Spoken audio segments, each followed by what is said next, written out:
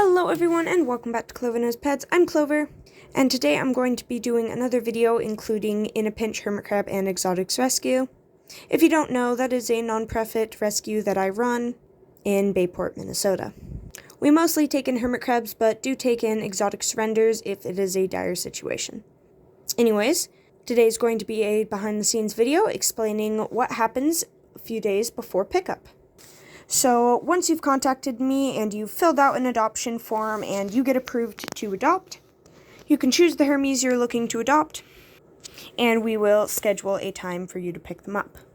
Now, for the most part, the adoption fees are between $15 and $30 per Hermie, but it does vary slightly depending on the Hermie themselves, and how long they've been with us, and how long their rehab process was.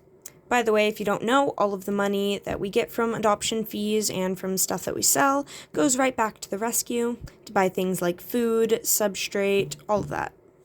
Anyways, 4 days before we have you pick up a hermit crab, or crabs, they go into a holding tank. But unlike the normal holding tanks, like this 40-gallon and 60-gallon, these ones are simply 10 gallons with a small amount of substrate on the bottom. Now, the reason we do this is because, first of all, we do it 4 days beforehand, so that if we can't find one of the hermit crabs in the normal holding tank, whether that's because they are burrowed underground or molting or whatever, we have a 4-day notice that we can tell you, hey, sorry, the pickup won't work. One of them's underground. So yeah, that's the main reason. But also, that way, day of pickup, we aren't scrambling to find the Hermes for you. So yeah, I'm just going to set up this holding tank because in 4 days, somebody's going to be picking up 5 Hermes from us. So yeah, I'm going to set this up. So far, I've just got basics. I've got some substrate. I put about an inch and a half in here. The purpose of having such low bedding in this, substrate in this, is so that they can't bury deep underground or molt. And that seems like something you wouldn't normally want to do, and that is right. You do not normally want to do this because you can risk surface molts.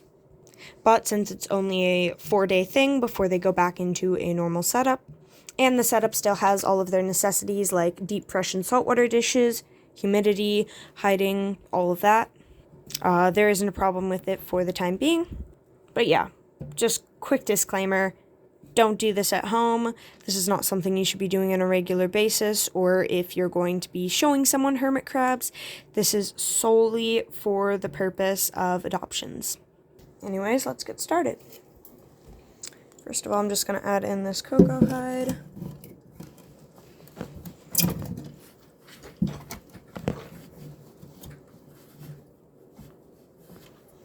Also got a fake plant here.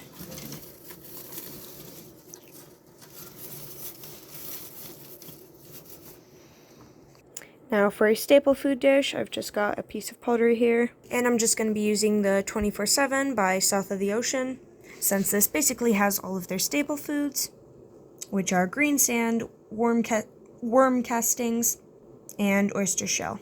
There we go.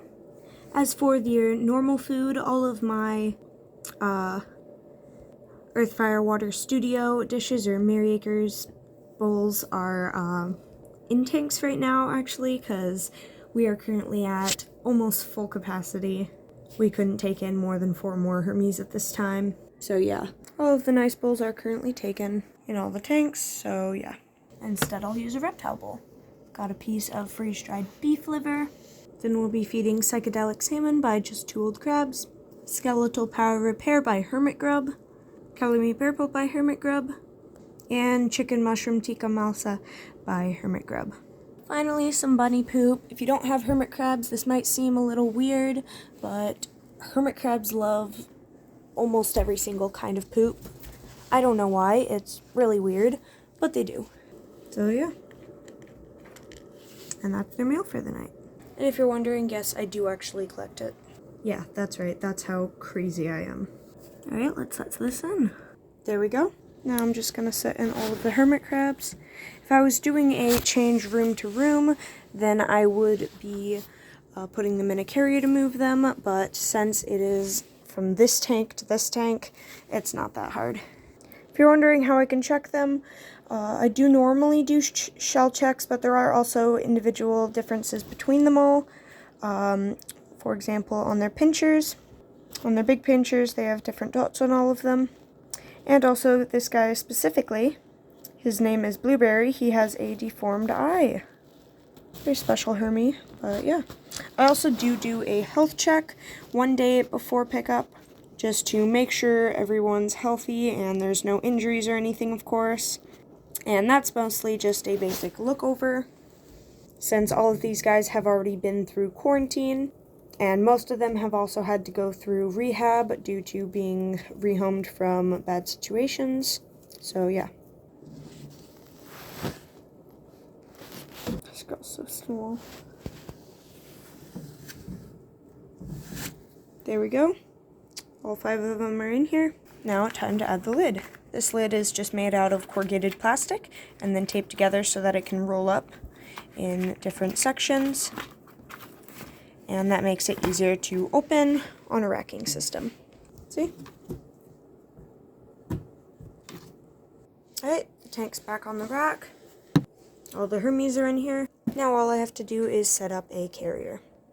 Now I do try and have adopters bring their own carriers, but if they don't have one, I don't really have a problem providing one. Hermit crab carriers are probably one of the easiest things ever, honestly, because you don't even need to have holes in it as long as they're not going to be in there for more than like an hour or so. So yeah. Anyways, I just got a Tupperware container from the Dollar Tree. I do try and get the Tupperware containers made for food, that way they are food grade and safer. I just fill it with a small bit of substrate.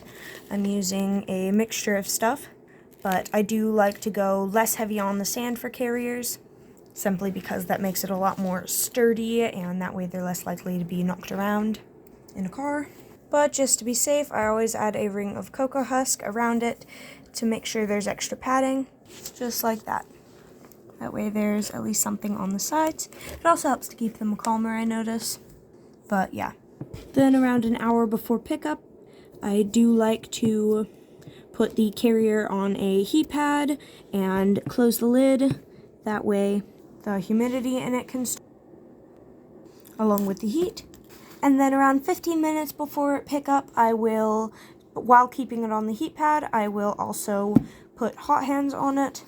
If you don't know, those are just basically little hand warmers, and those will be taped to both the bottom and the sides to keep it warm while in a car. And yeah, so that's how we do our drop-offs and pickups and adoptions and whatever you want to call it. Along with that, if it is a new hermit crab owner, we also do print out care sheets to give them. Although, of course, we have to make sure they have done their research beforehand, and they do have to answer quite a few questions. No matter what, whether you're an experienced owner or not, you have to answer a ton of questions revolving around care to make sure you're going to care for them properly. But we print that out anyways, just as a quick reminder. By the way, the printout was created by myself, so I am sure it's accurate. Or at least accurate in my standards. Yeah. Sometimes people also buy other stuff from us at the same time, such as shells or food. But we do also, if we have a lot of shells on hand, we will provide a few shells too, or foods to go along with. But yeah, thanks for watching, and I'll see you next time.